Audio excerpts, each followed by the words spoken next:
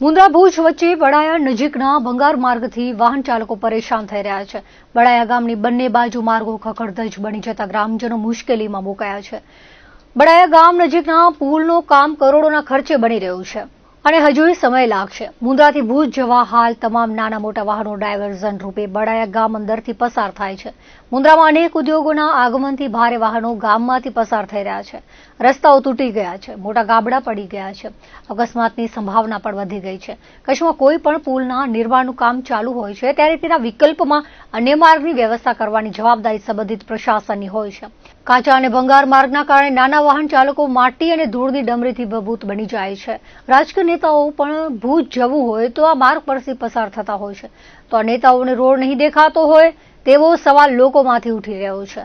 ખાસ મુન્દ્રાથી ભુજ જવા કોઈ ઇમરજન્સી કેસને લઈ જવાતો હોય ત્યારે આ માર્ગ દર્દી માટે જોખમી સાબિત થઈ શકે છે. માર્ગને તાત્કાલિક બનાવવામાં આવે એવી લોકોની પ્રબળ માંગ ઉઠી છે.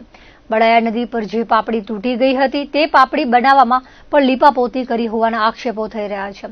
હાલમાં જ બનેલ કાચી પાપડીમાં મોટા ગાબડા